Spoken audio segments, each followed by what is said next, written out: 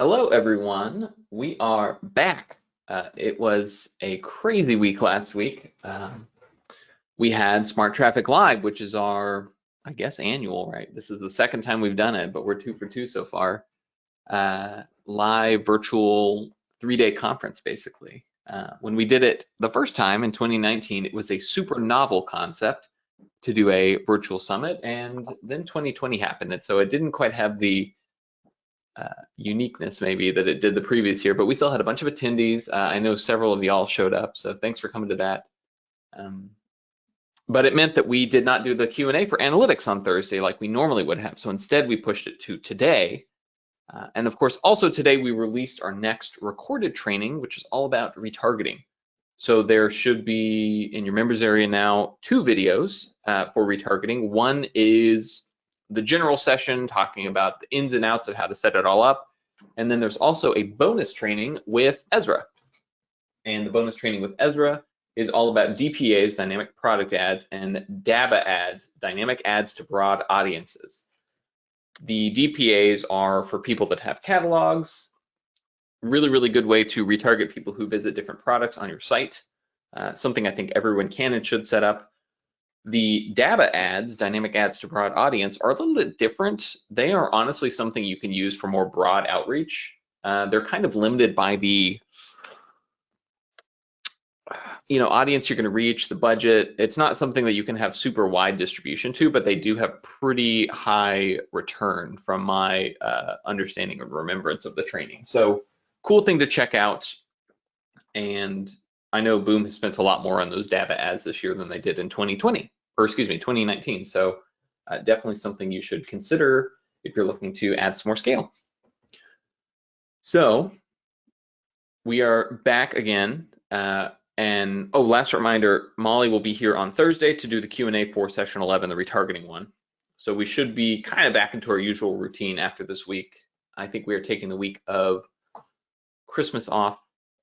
I know technically Christmas is on a Friday, but sort of a rest and recharge week, and people really don't tend to show up during that week anyway, we found, so better to just put a pause in it. But we are actually getting pretty far along, right? This is week 11 technically, so we have 5 more weeks of content after this. So we're getting towards the end, but as always, if you guys need us to jump back in and look at other stuff, we can make that happen. The goal is to just get you equipped and ready to rock, and not everyone is at this stage yet, so no worries.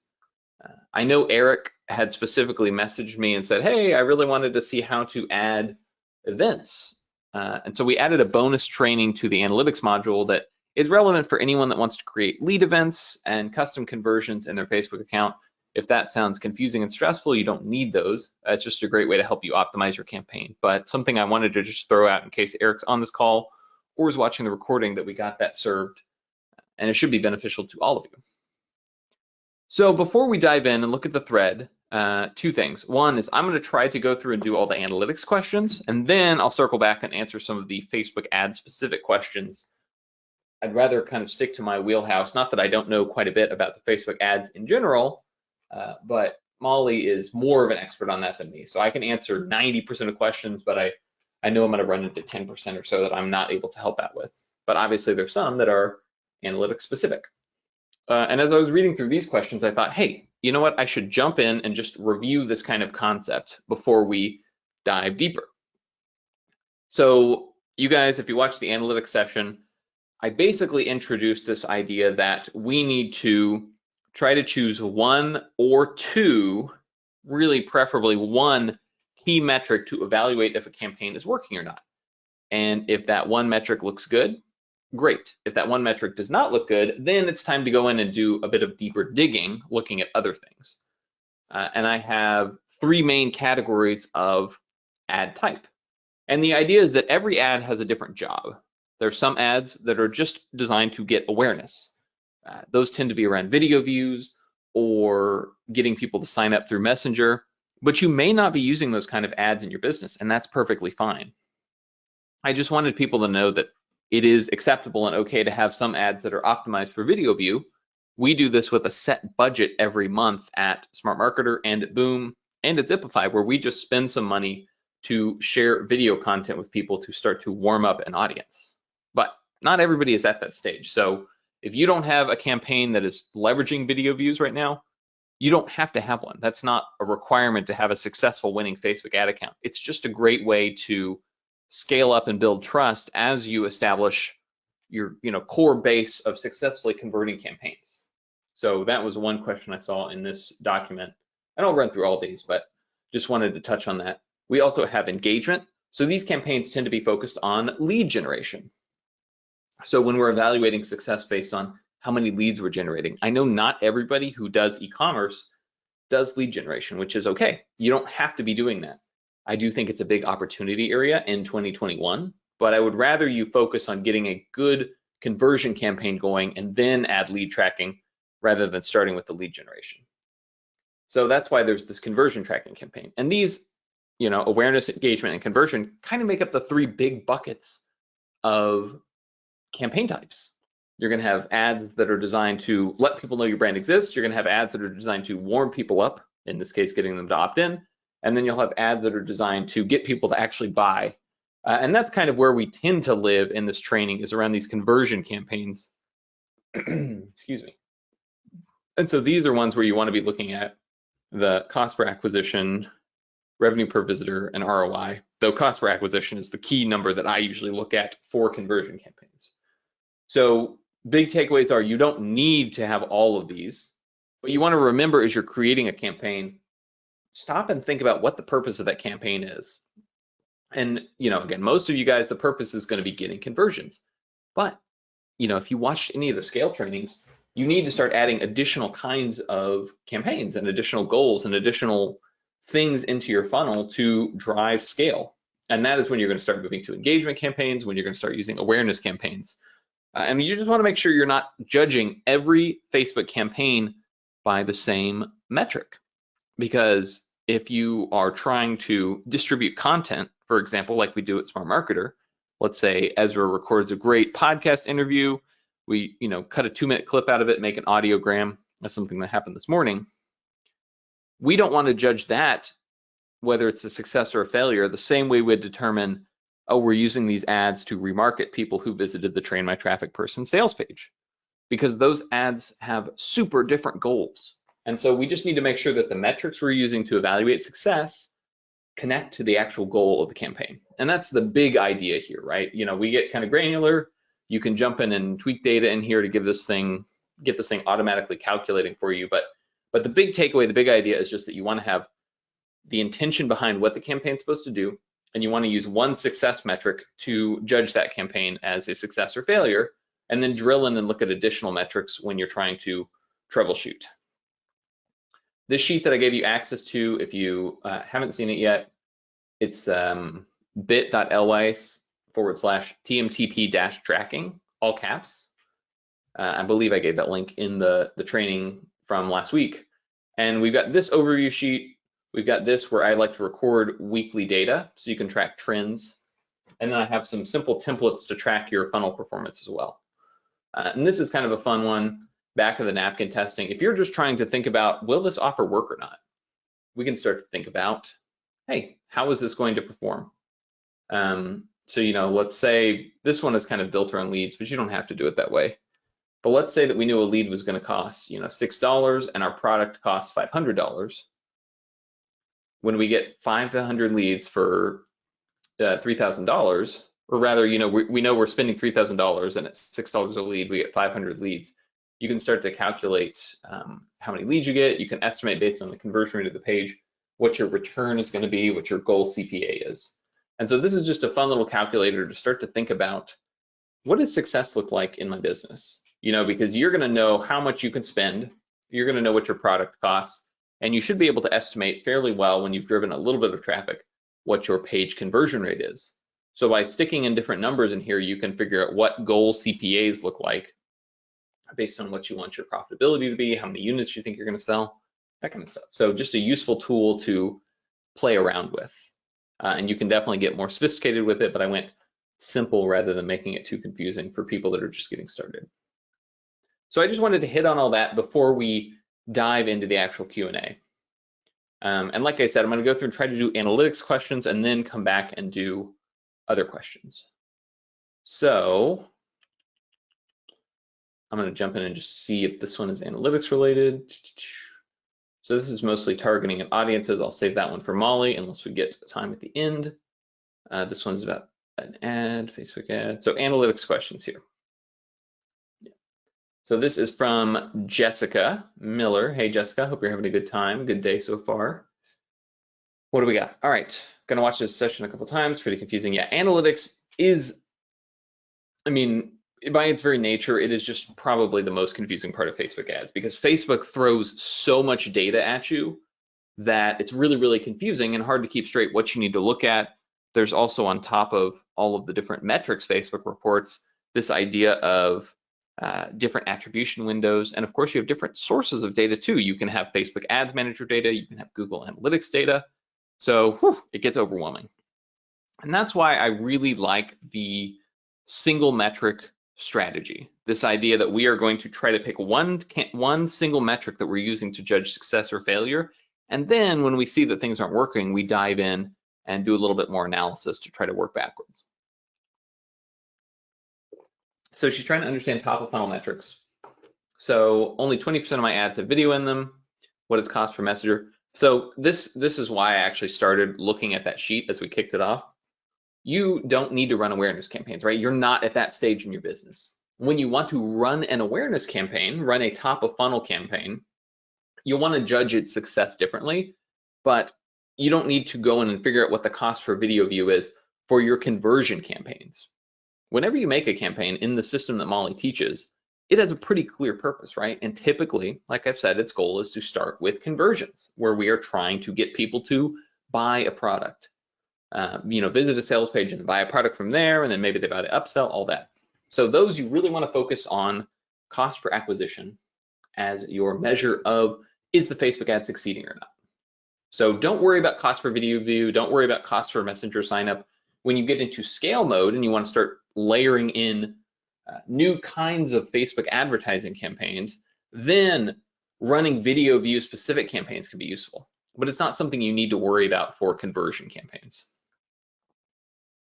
How do you implement using the media buyer tracking sheet? Is a daily tracker, weekly tracker? So the way that I use this thing, which is the most simple way, right? You can use this every day, especially if you're spending, $50,000 a month. It's pretty helpful to go in and update daily, but I tend to update every week at the same time the sheet. So I say, okay, every Monday at 10 a.m., I'm going to go in, plug this data in, calculate what performance looks like, and then store that in my, let's see, I'll get this pulled back up. Store that in my campaign performance trend sheet. So, this is where I come in and say, okay, I've got this campaign where I'm tracking the CPA. So on this date, it was a CPA of $55. And the next week it was a CPA of $58. And the next week it was a CPA of $62. You start to see the trend. Hey, the CPA on this is going up. And I know that my max CPA, just let's say in this example, is $65. You would be able to notice, oh, I'm going to hit $65 CPA this week, most likely. So I need to be ready to refresh this campaign. If you get really good with Ads Manager, you don't necessarily need to do this because you can start to just think, oh, I have a good sense that this thing's been going up. But it's really nice to have a rough sense of how your campaigns are fatiguing and tracking it week over week by looking at the same day each week, storing the data and putting it in here. You're going to be able to better evaluate whether or not the campaign's going to be able to keep running or you need to refresh it. So, and she said, can you provide one that's filled out? So here's a sample one, but let's see, let's jump in. We haven't been running a lot of ads right now because we've been in Smart Traffic Live mode. We're about to kick on a bunch of lead generation stuff, but let me see what we have running at the moment.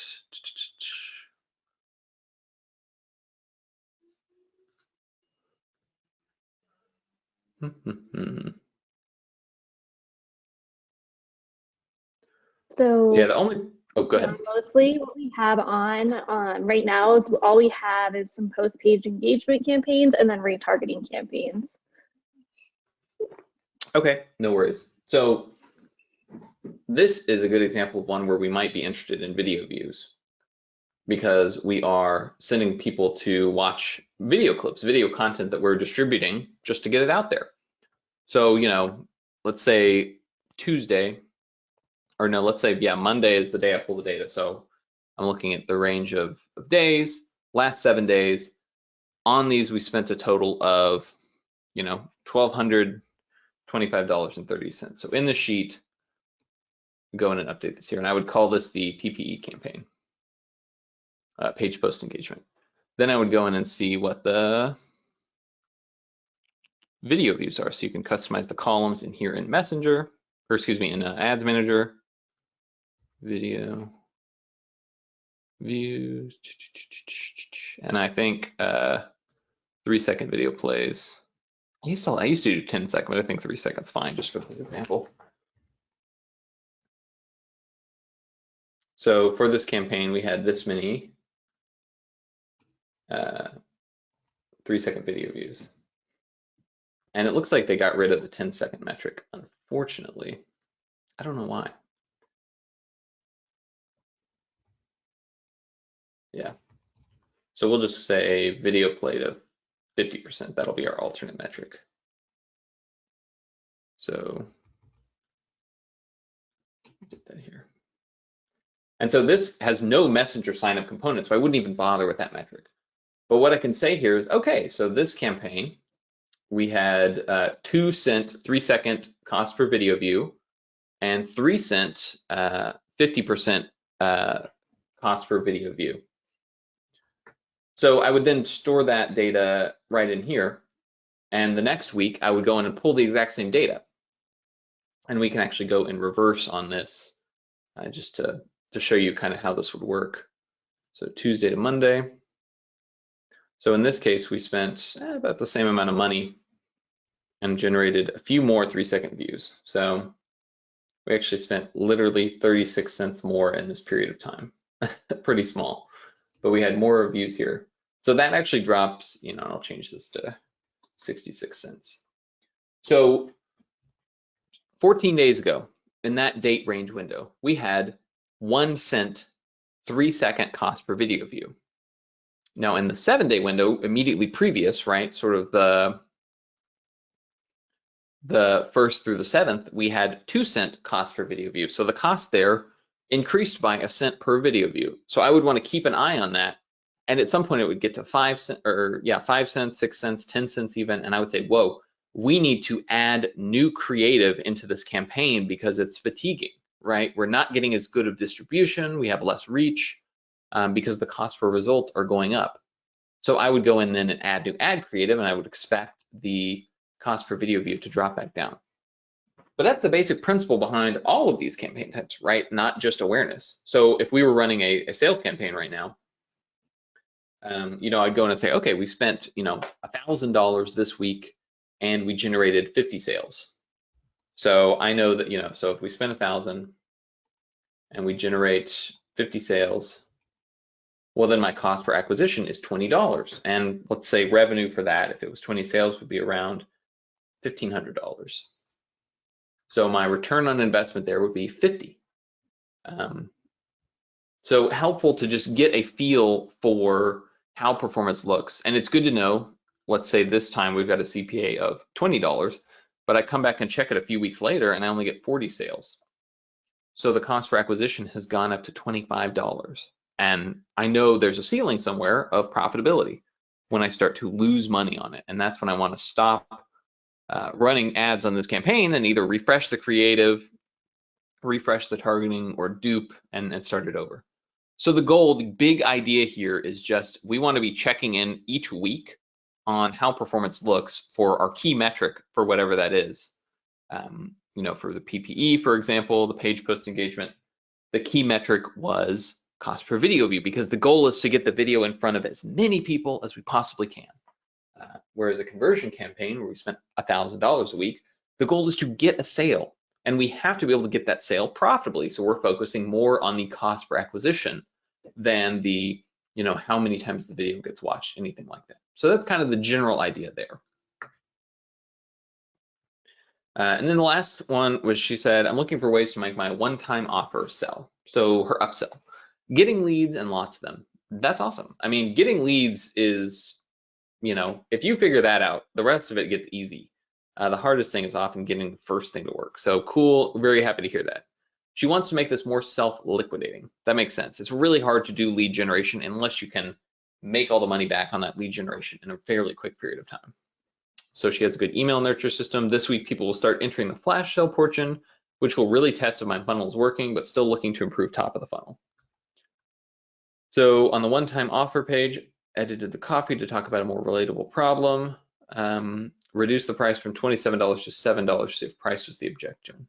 I've had 2 sales only, none at the higher price, and almost 700 leads. What should I do next? Try a different one-time offer.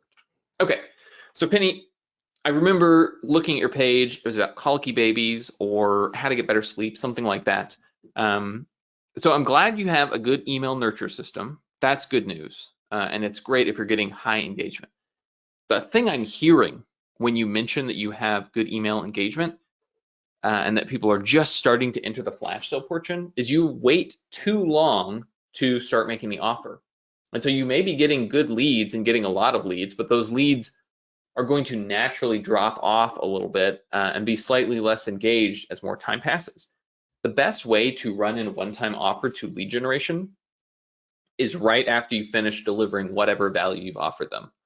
So when we run this for Train My Traffic Person, for example, we start making the offer after we complete whatever the course is we were using to build awareness and interest. So for this last round, we did that boot camp, right? So it was like the 10-day boot camp, and at the end of the 10-day boot camp, that's when we really started pushing the offer. We've also done the 7-day, get an ad launched with Molly. In that one, we really start pushing the offer at the end of the 7-day period. But when we're doing lead generation for cheaper products, right? That's kind of our expensive product.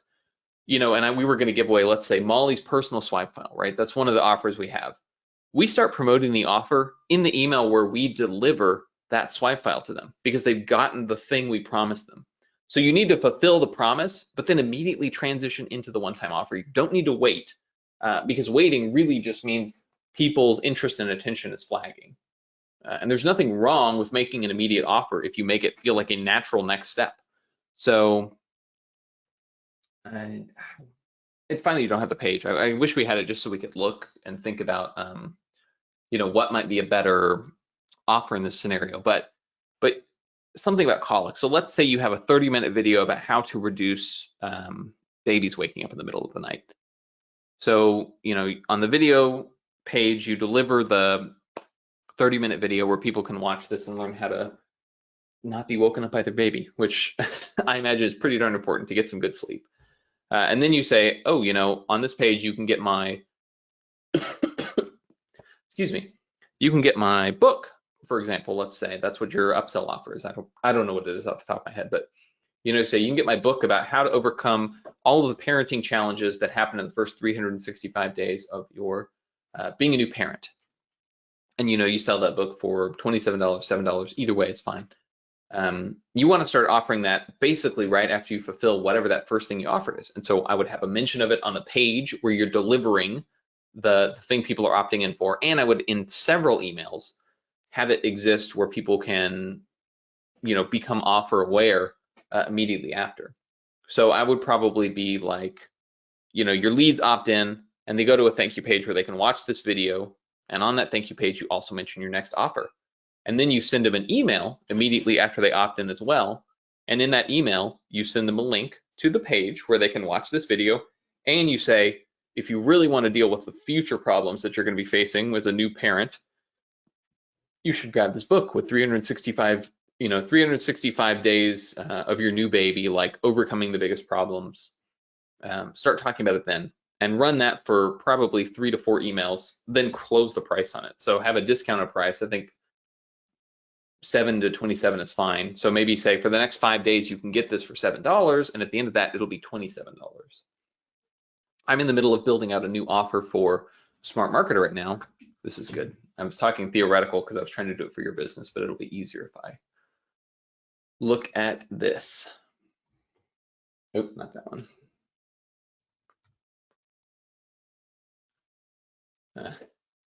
Sorry. Here we go.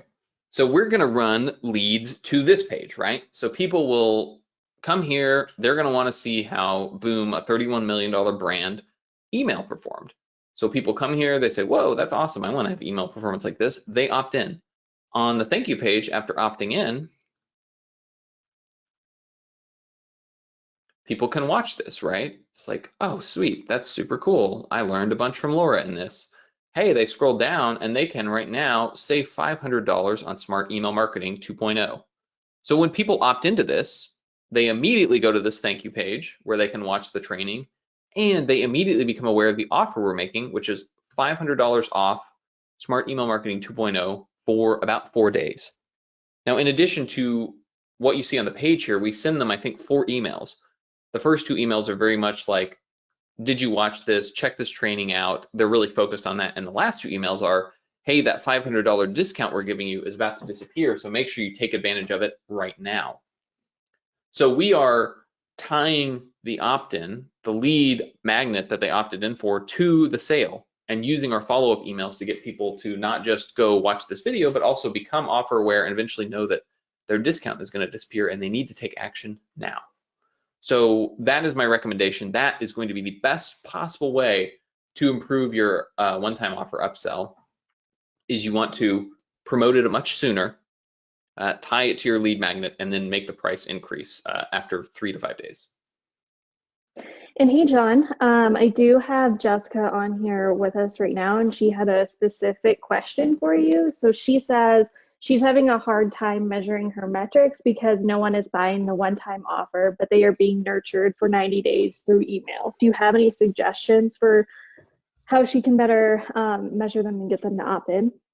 Yeah. So you're running Facebook ads that are focused on lead generation. So you want to be kind of thinking about this engagement campaign tracking for evaluating your Facebook ads.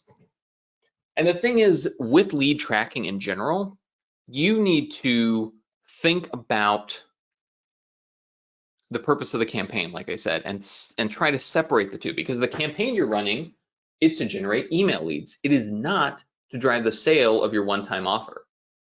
And the problem is, it sounds like you're trying to evaluate the success of your Facebook ad campaign based on this thing that happens 90 days after it. And that's just going to be impossible to do. So what you need to do is we need to figure out what a good cost per lead is for your business, and then start evaluating the Facebook campaign's performance based on whether or not you're hitting that cost per lead goal.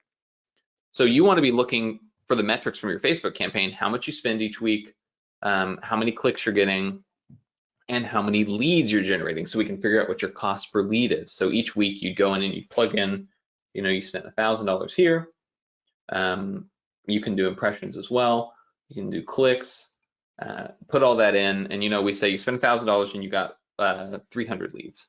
So you're paying $3.33 per lead right now. So that is the thing you want to be keeping an eye on to evaluate your Facebook campaign performance.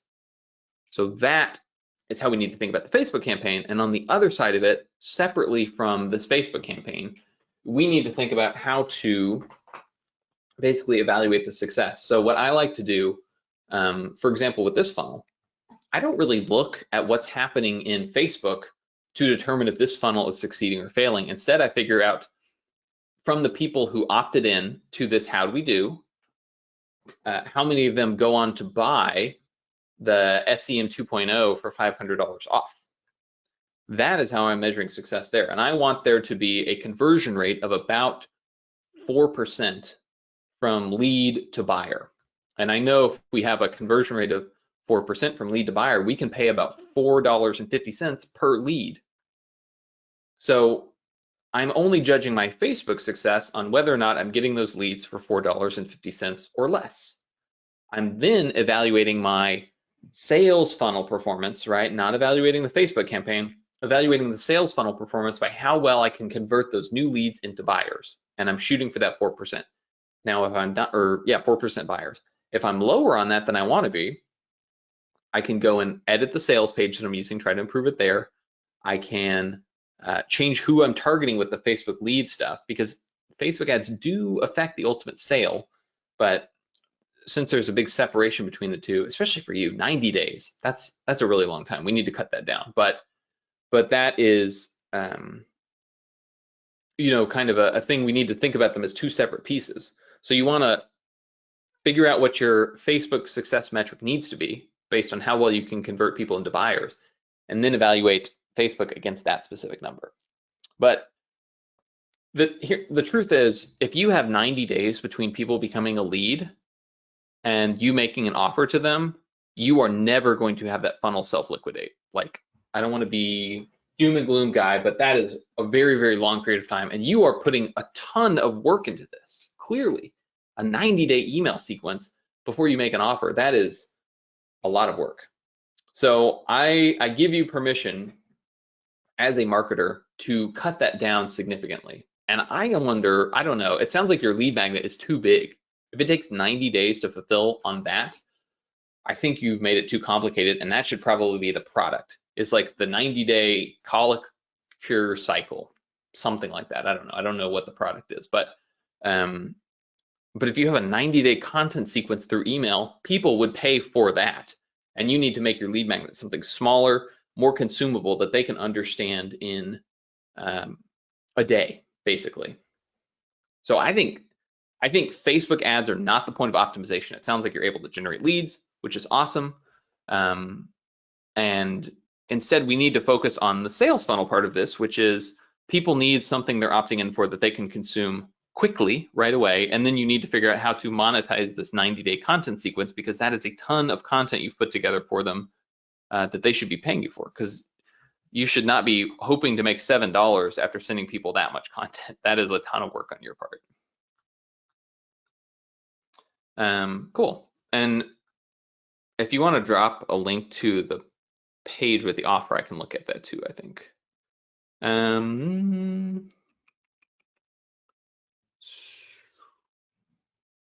So just looking It for any looks like questions. Sharon Brown's, hers is at the top. Hers is an analytics-based question, she says. Oh, nice. Thank you. Yeah. I am glad I've got you on here with me. Okay, so, oh yeah, Nutrio. I remember looking at this page. Oh wait, I said it wrong. Nutiro. Sorry. I'm pretty sure this was the page where I was like, whoa, I'm super impressed with how you guys set this up. So yeah, I thought this was really cool. And I know I've made some suggestions on the page already. So we had our ad account shut down twice during the 7th. Damn, that sucks. That is brutal. Shut down twice. Well, I'm glad you were able to get it restored. That's very good. I do think your test data is probably going to be a little bit wonky, and we probably need to rerun the test. Yeah, concerned how the start-stop impacted test results. Yes, I think if you can do it, the best thing to do would be to rerun this test where you don't have the start and stop in the middle. And I do think now that we're through the election, there should be and through Black Friday, there should be way less of this like random confusing account shutdowns and restorations. So let's see, how did the performance go? 12 ad sets, dang, 12 ad sets is a lot.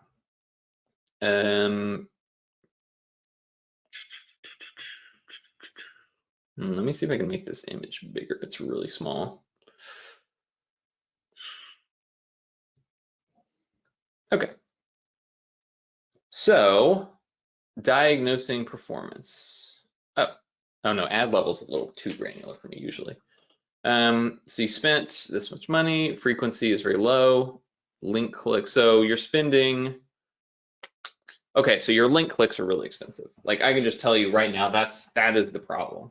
You're paying you're paying over $3 per link click. That is too expensive. Which means I wish I could see CTR in here as well. Anyway, it's fine that we can't see that, but I suspect the issue is that your targeting is off, because you should not, there's basically no time you should be paying $3 for a link click. I mean, what do you think? I mean, to me, like $1 is what I shoot for. $2 is where I would kind of say is my threshold for I will accept this. Now, if it's like a really, really expensive offer or something, maybe, but I know what your site is, so that's too much money. I don't know. What do you think, Danny? Yeah, I agree with that. The $1 to $2 range, it's okay. And it looks like she says that her click. I think Okay, she so she's switched saying, those two, so it's actually a yeah, click-through rate of 1.1 and a CPC of 2.9. 2.91. So that is a little high. The 2.91, I wouldn't say it's like alarmingly high.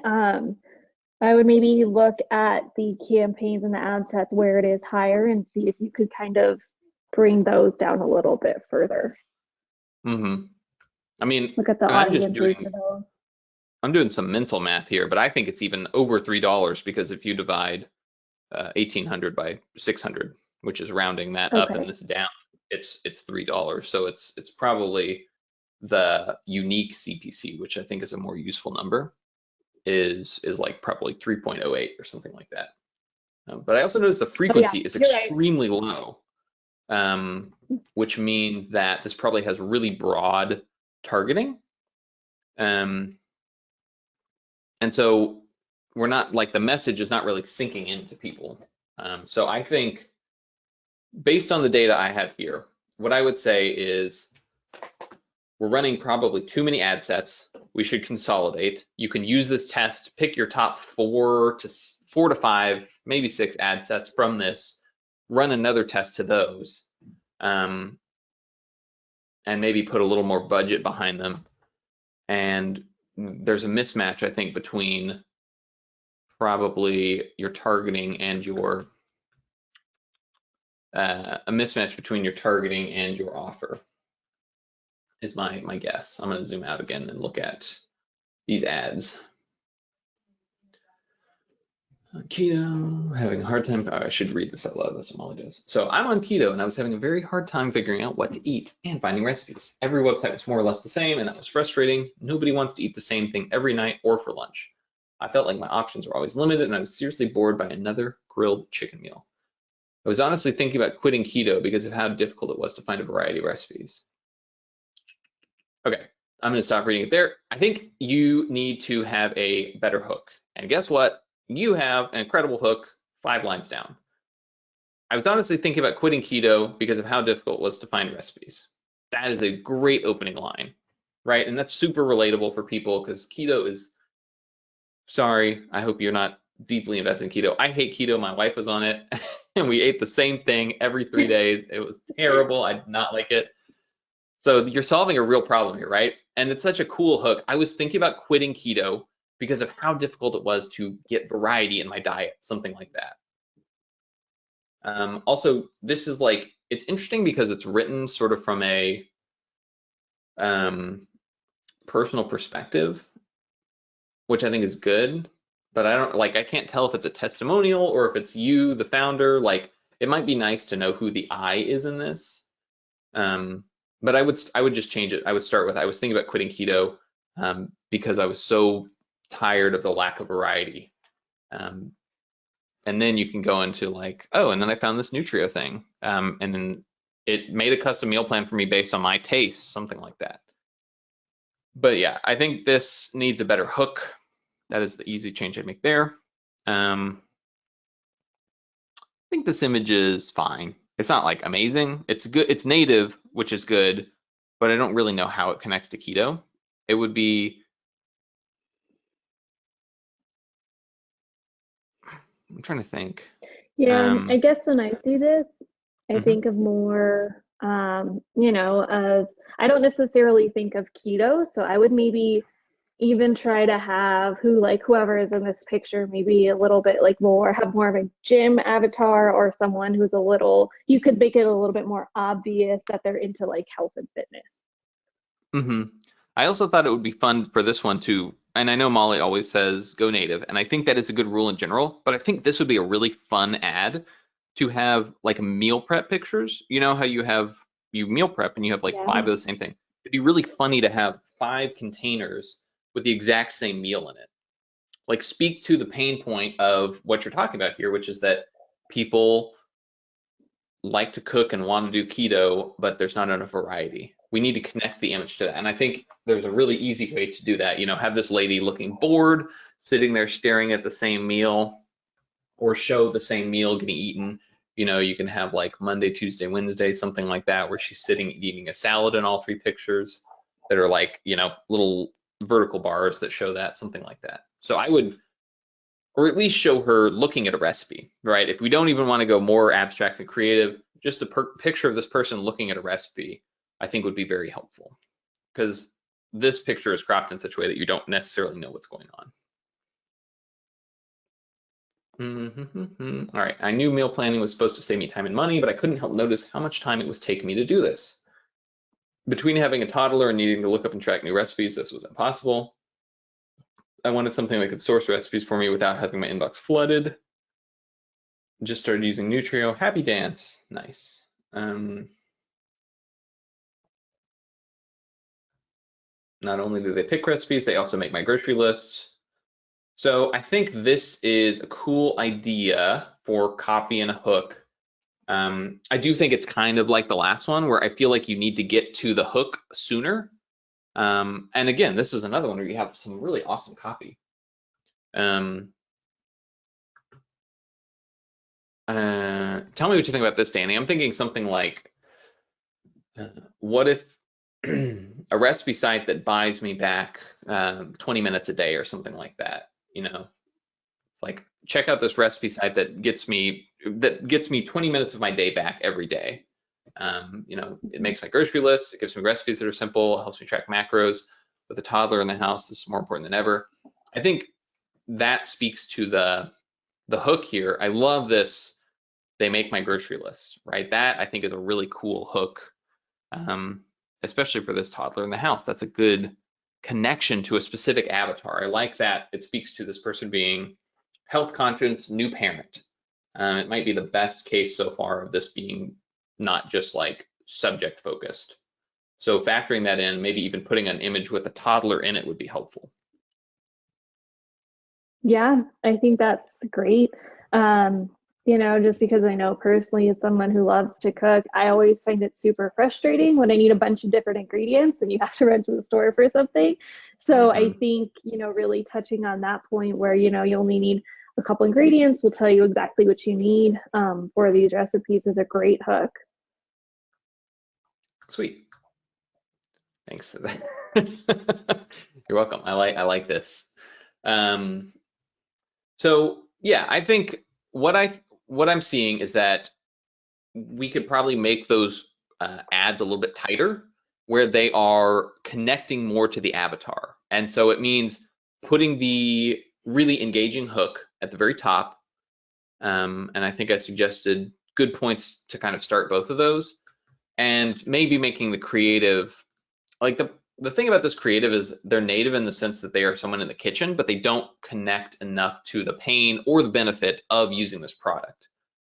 So I think that is where I would try to go with the creative. And I think making those changes to the ad copy and the creative will help a ton, because the click-through rate's not too bad, but the cost per click is, in my opinion, a little high and the frequency is really low. So I think cutting down the ad sets and you know, having something that touches on the avatar a little bit more in the creative and the image, or the creative and the copy, will really drop that cost per click down, which will improve the performance overall.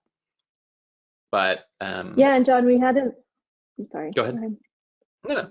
I was just gonna say we had another good creative idea come in from a student. Peter said, and I loved it. You could even do something like with a calendar that has like the same meals on it every single day, like grilled chicken Yes, Monday, Tuesday, Wednesday. that's great. That's awesome suggestion, Peter. I love that idea. And yeah, I think, you know, Molly is definitely right. That native creative gets the most social proof, but sometimes, you know, we at Smart Marketer, it's not every picture is not just Molly doing something natively, right? Like we do a really good mix, I think, and you can totally disagree with me if you want to, Danny, but we try to do half that are just like native creative of someone in a business environment, and half that are more representative of the concept. We were just working on one for that How Do We Do, actually. That's like a picture of someone scrolling through their email inbox on a smartphone. You know, that's not native creative, right? It's got a white background and it's a picture of finger scrolling. but it connects so well to what's going on. And different audiences are going to respond differently to, repeating the word too much, different messaging.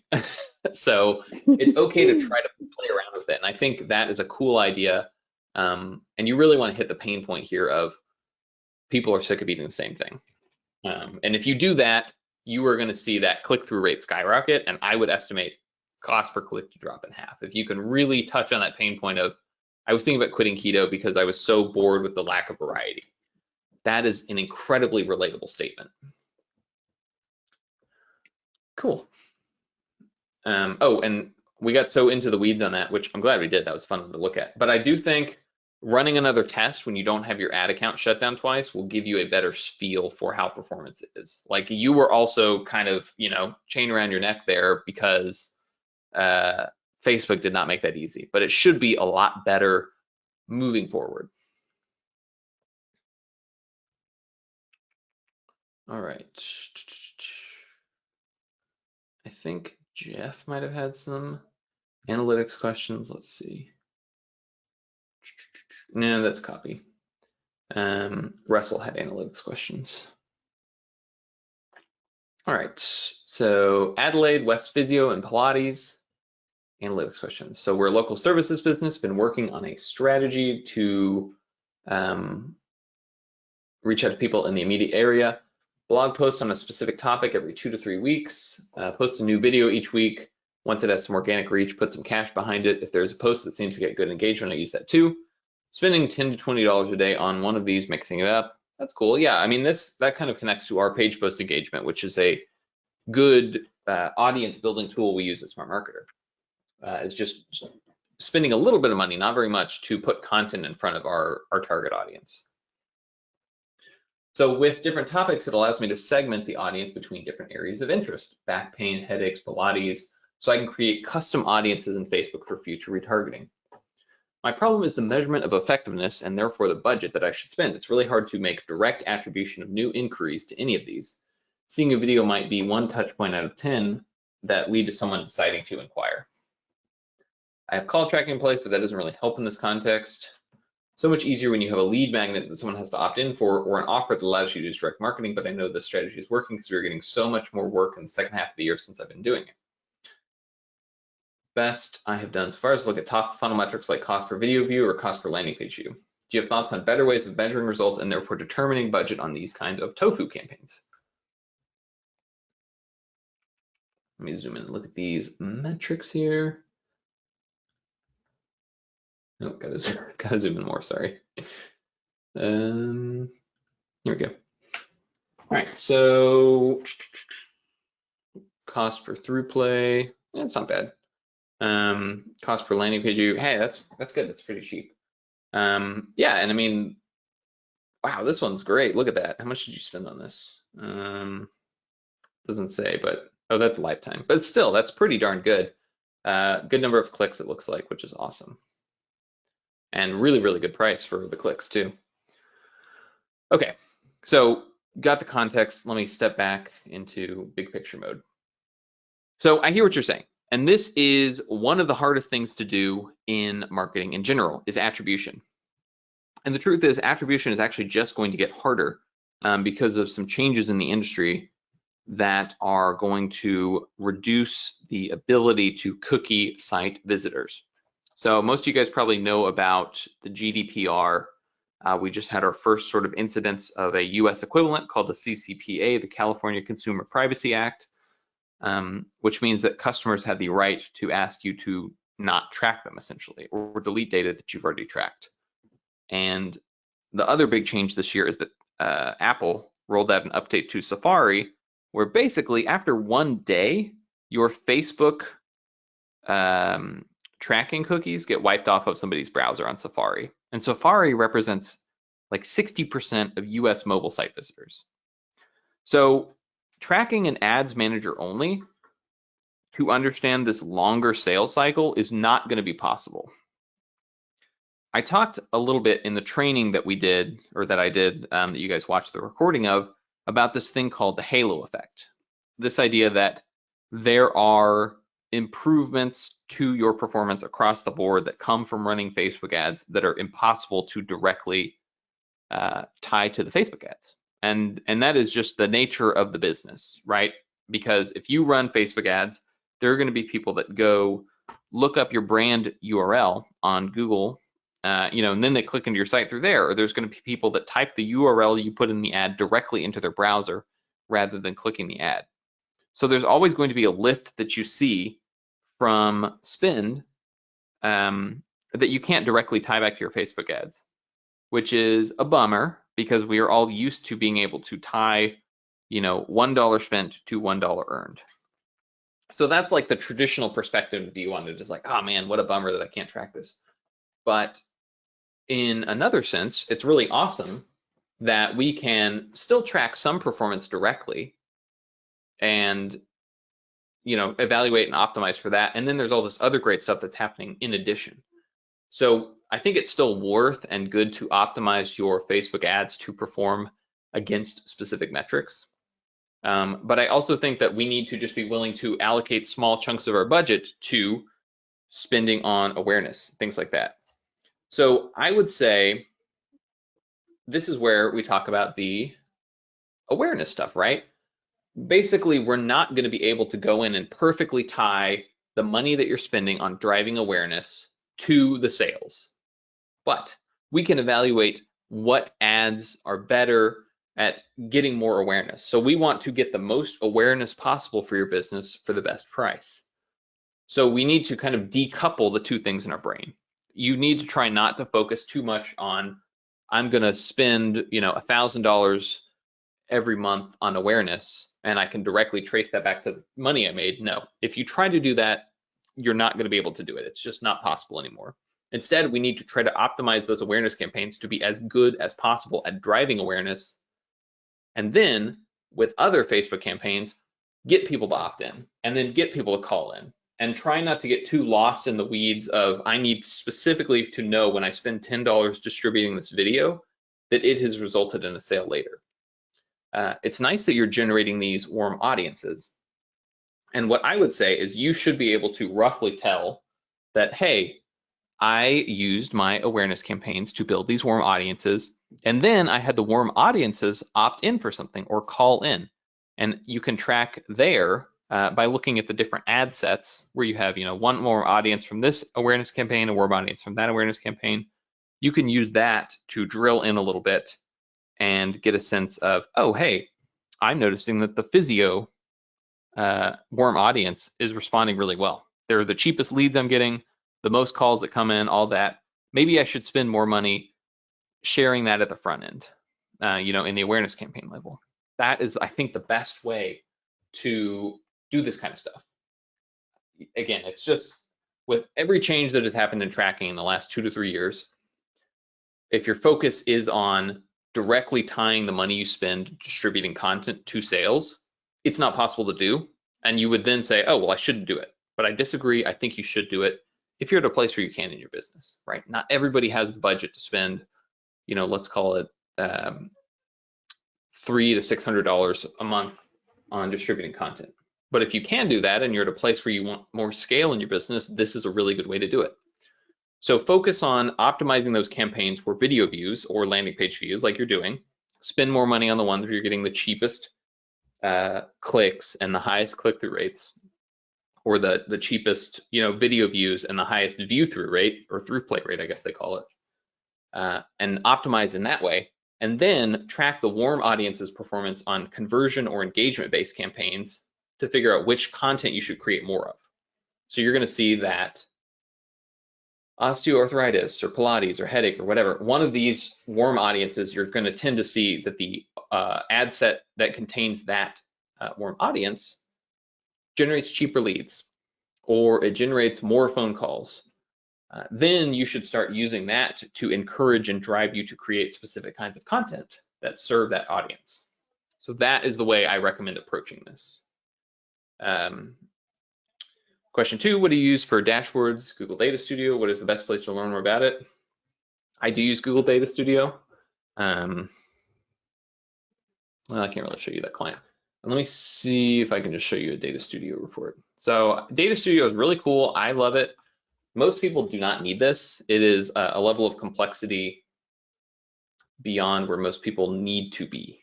So don't feel like this is something you have to have in your business. Let me see if this loads up.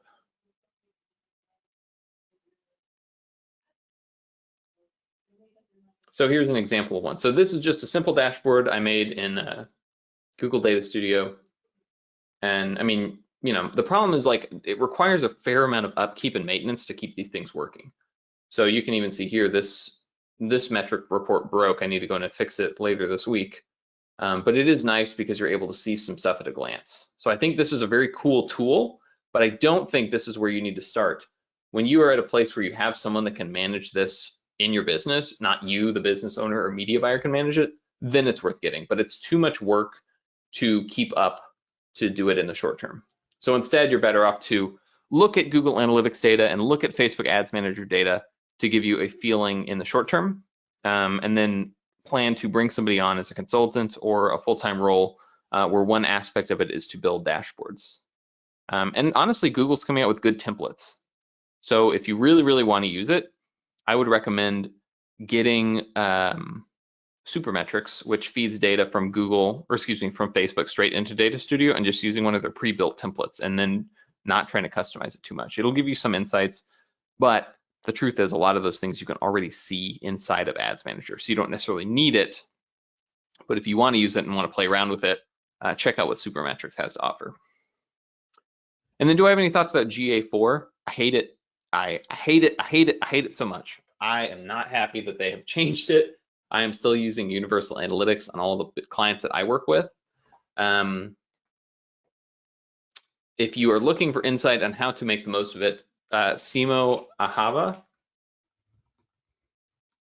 is like the person that I look to learn from. His stuff is really amazing. It's often very technical, but he is super smart and he's really, really focused on understanding the Google Analytics suite and Google Tag Manager stuff. So his stuff's really cool to check out. And then Occam's Razor is another one. Not the term, but the analytics blog, which is Avinash Kaushik. So his stuff's really good too. So those are two people I recommend learning from. I think Google Analytics 4 will get better, but right now they took out all the really good features that I think are super useful and actionable. So I recommend keeping Universal Analytics on your site for now and wait for them to make this thing better. It's kind of like when Apple releases a new, iOS. You don't want to be the first person to download that on your phone, right? Wait until they fix all the bugs in that and then download, essentially version 4.1, let's call it. So that's my tip there.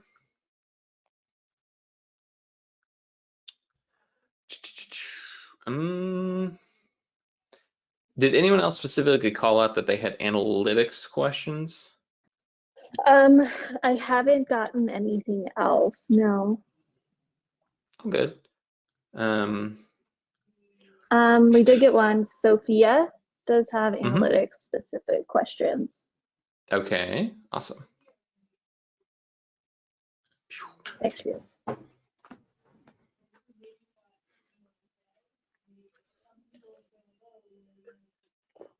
Okay. Ran our test campaign, which worked great and showed that we didn't have any problems in our ads, but when we scaled, we found the cost per purchase was way too high to be sustainable. So we have some quick questions. Okay, all metrics were okay except for the cost per purchase. So cost per acquisition is what I tend to call that. And then that drops the return on ad spend down to 0.4. Yep, makes sense.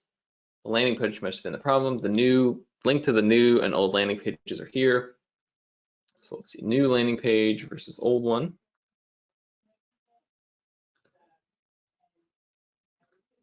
So this is the old one.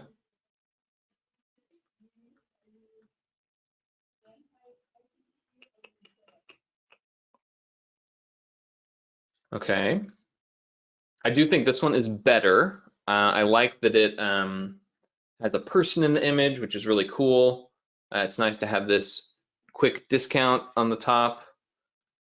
What does this do?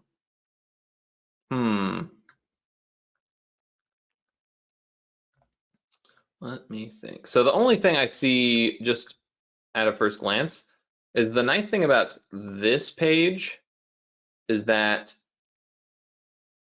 they can like immediately add to cart. And this page, the action is go make a choice, which is can be a little tough. So I wonder, is there a way to on this page add a drop down where they can look at the different styles rather than having them click over to a product catalog page? I think that would be a lot better because the more steps people have to take an action that you want them to, the more people drop off. You're going to see a lot of people will click this try microfiber, and then you're going to have probably 5 to 10% of people actually click onto one of these that actually make it to this page. So that is the risk that I see for you. I do think that this is a good update. I like this image. You know, I think this stuff's all fine. It's cool to see practical pictures here. Excuse me, but we're just going to run into trouble with people not being able to really like know where they want to start. So if there's any way to put a drop down where they can see the different options on that page, great. If not, maybe you could take this catalog page. No, I guess you can't. Maybe it would be cool to, instead of, if you can't do what I was saying where you have a drop down with the different styles, to say like, you know, here are top 3 options and like have a button to click to each of the product pages for whichever your 3 best selling images are or 3 best selling patterns are. You know, so Honolulu, Acapulco, and Laguna.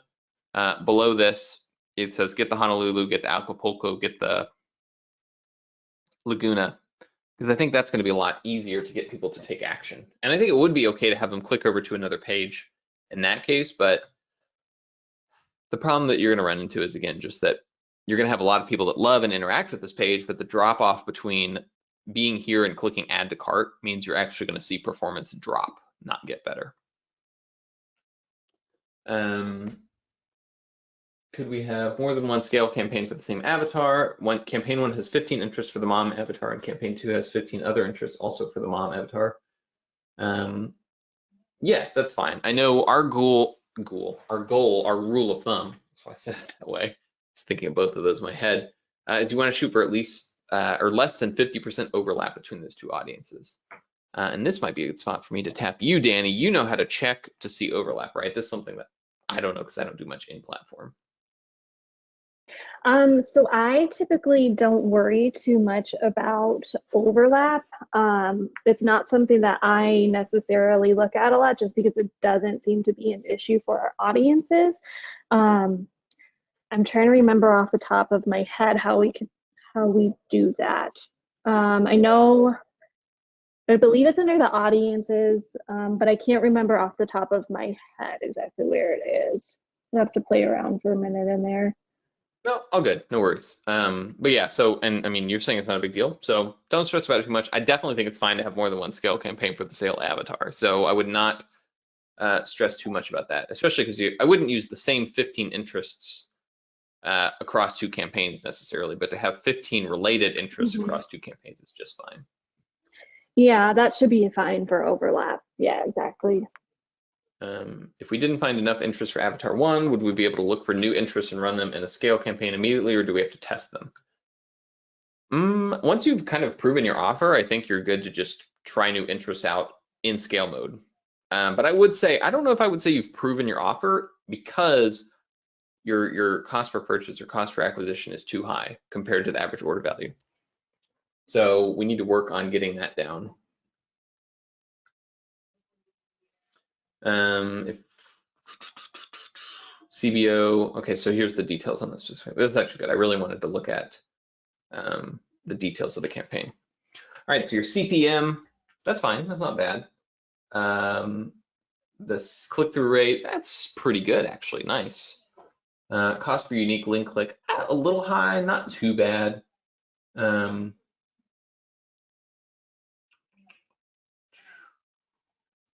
And then this, I can't imagine is the one you were talking about, right? Because you only have 2 purchases here at a much higher cost per purchase than you shared above. Oh, no, nice. Oh, this is the average. I see, I see. Sorry, I'm just taking this all in as I'm looking at it.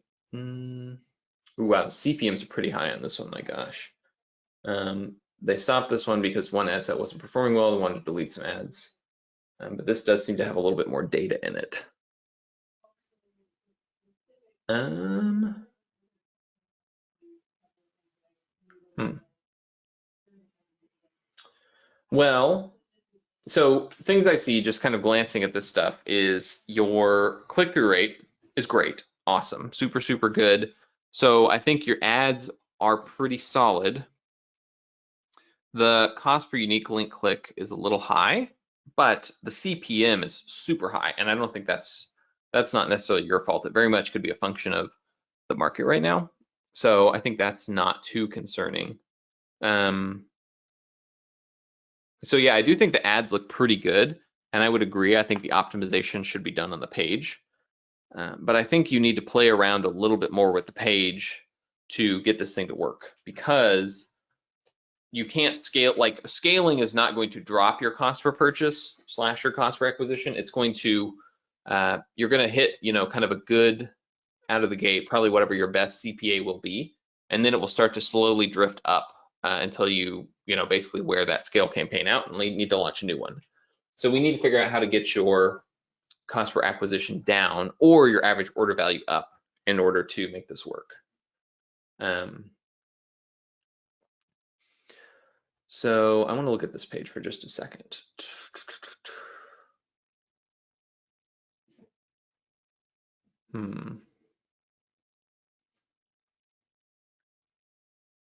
So I wonder, because I do feel like, I mean, your performance is not too bad, but I wonder if it would be a good idea to have like an exit intent pop-up that lets people pick a different style. I mean, really, again, my best case scenario is you have a drop down here where people can pick the towel style that they want. That would be awesome. But if you can't do that, it might be cool when people are visiting the old page design and they scroll away to like they're going to leave page. It says check out our full catalog if you want to see other designs that are available. But I think the reason this page is expensive is that people, they see this one, maybe they click through and see that there's some other options. No, I guess these are all the same thing. But yeah, I think people don't realize there are other style options. So you might even be better off to have this page exist for this one, and then down here, instead of these, or maybe right below these, you have 4 different design options that people can click over to or click add to cart on. So just give people a little bit more variety to choose from in design. But I'm glad to see your Facebook campaigns are working so well. That's really awesome. Definitely put some heat maps on your page, see how people are engaging and clicking around on it. And I recommend diving a bit into Google Analytics on this one as well, just kind of exploring what it seems like people are doing. Are they clicking around? Are they trying to find the towel design they like? That kind of stuff. Also, you can bundle more together. That's an easy fix often if your average order value is too low, is you can sell, since you're targeting moms with this, you could do like a set of 3 for, I mean, it doesn't have to be for 75. I would definitely check out what Boom is doing, because actually, the more I think about that, I think that's a really good idea for you. Yeah, because you essentially need to be selling more of these per unit. And like Boom, we have all these product pages for the individual ones, but we tend to try to push people towards the get all 3 boomsticks option, which helps us raise the average order value a lot. And since you're trying to sell to moms, people with families, they probably need more than one towel when they go to the beach. So you should try to sell the family pack, is what I recommend, which will really bump your average order value up. Cool. Okay, so sorry, I just want to close these tabs because I got a bunch of stuff open. So I want to look at this thing Jessica shared, just because I feel like this is a good one to look at, to kind of talk about the page stuff, because I think that's the other side of analytics. And I know we had a different session where we talked more about that, but good to touch on here. 90 days of nurture, Sherman offers presented regularly. Okay, the OTO would take about an hour to consume. Okay, 90 days of nurture. Okay. So this is the opt-in. Oops. This is the opt-in page. The baby bear sleep solution. That's fun. A shortcut of the sleep you both need. Okay, I like that. And yeah, I mean, 36% opt-in rate, you said. That's pretty good. I think that's solid.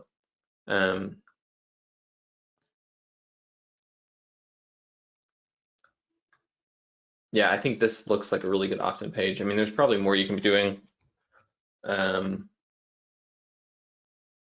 Mobile's not even too bad. That's pretty good still. So yeah, that seems good. I mean, if you put a heat map on this page, you can probably optimize it a little bit, but good, I think, for now.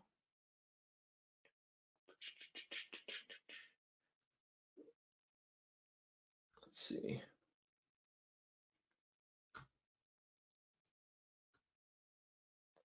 Sounds like Bliss.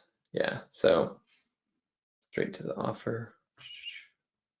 This may be a case where you're undervaluing this thing so much because it looks like a lot of stuff as I'm glancing at it, and that you're selling it for $7. It sounds almost too good to be true.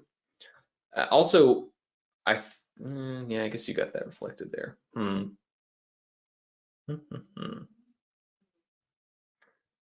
gonna think about this, Jessica, and I'll get back to you on that because I do think, like, I feel like you've got a pretty good opt-in page, and I mean your opt-in rate suggests that that's correct.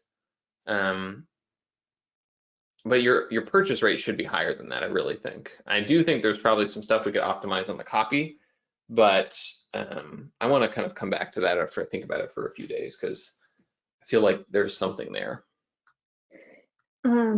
And John, we do have one more analytics one from Monica Okay, Williams. nice. Monica. All right. Nice. Ah, new landing page, cool. Let's see. That's a good native image, I like it.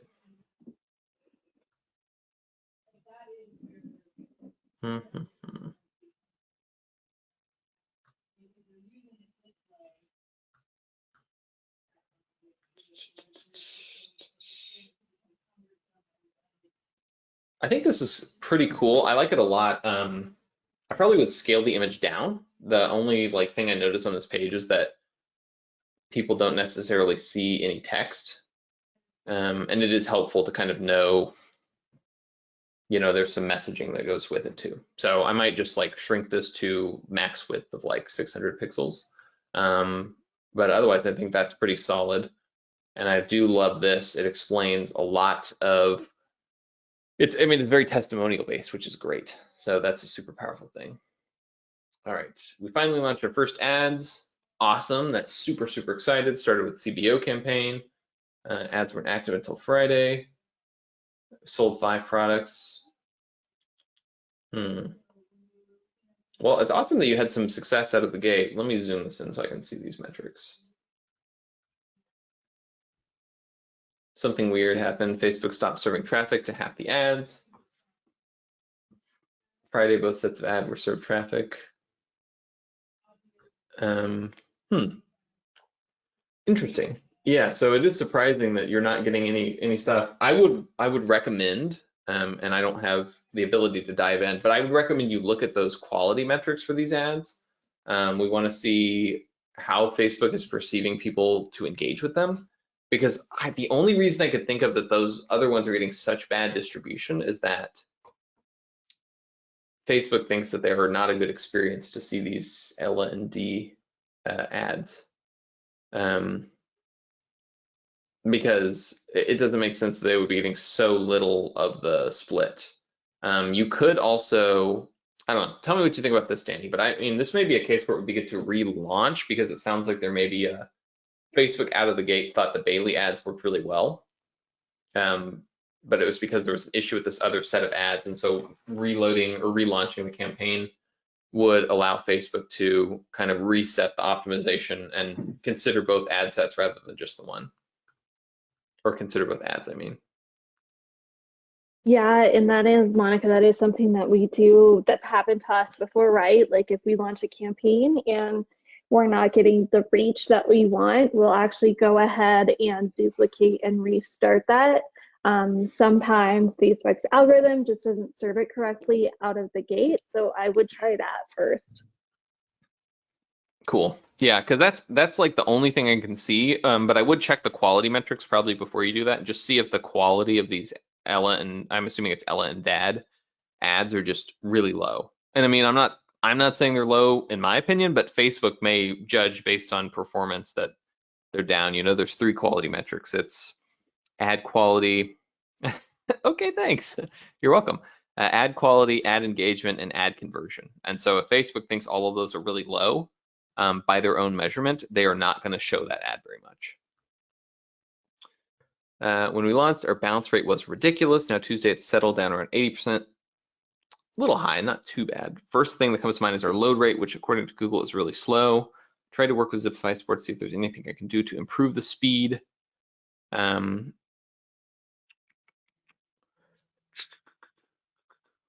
Yeah, this is a bummer of doing Shopify in general, is that Shopify is just slow. Totally, yeah. It's tough. Optimizing for speed is something that is really useful, but it's a very hard place to start when you're in Shopify. And I have to say, I love Shopify. I really am a big fan of the tool, but it is pretty slow. And all the app plugins that you're going to use on Shopify are going to have that issue. And you can have a developer work on it and they can fix it, but that wouldn't be the first place I would optimize. Zipify automatically sizes the photos to fit on the page, but you are better off. Like we did this on our end. We went through and basically figured out what size all the images needed to be and actually shrank them down to that size. Because even though Zipify automatically sizes them, there's still like a ping back that has to happen to get them sized, and you can cut a step out if you set them at the ideal size. And like I said, I think that one is a little bit big anyway. So are we getting an appropriate number of click-throughs on these ads? Let's see. So you are paying, how much does it cost per click? I mean, your cost per click seems fine. I'm assuming it's weird that CPC says cost per action here, but I do think that that's okay. To have it be, under $1, that's pretty good.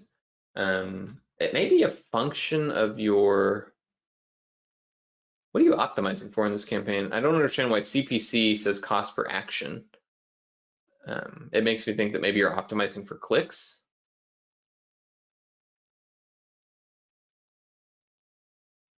Optimizing for purchase. Oh, okay.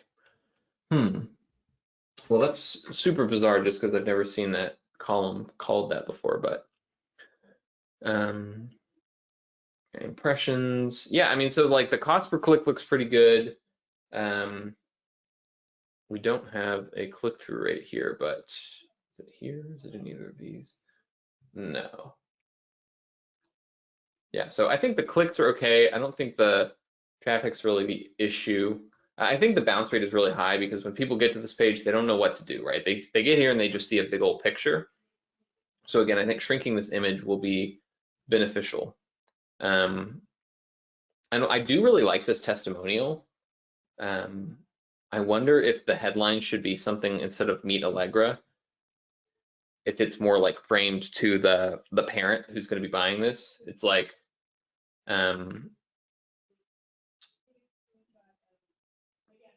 hear the story of a daughter or a dad who, boy, it is hard to copyright on the fly, but something like, hear the story of this hero dad who helped his daughter Allegra. Something like that as the headline might be a little bit stronger. Because honestly, what you have here at the top, it's almost like a pre-sale article more than a sales page to have the images and the story, and then the kit stuff down here. I think people just don't realize that there is a product purchase that's coming. So I don't think that's bad in the sense that like you should remove this content. I really like it, but I do think that having the headline change a little bit, shrinking this image, and then maybe experimenting with a version of this that's a little bit more like a traditional sales page, and then having the Allegra story beneath the sales page stuff would be a good alternative to try.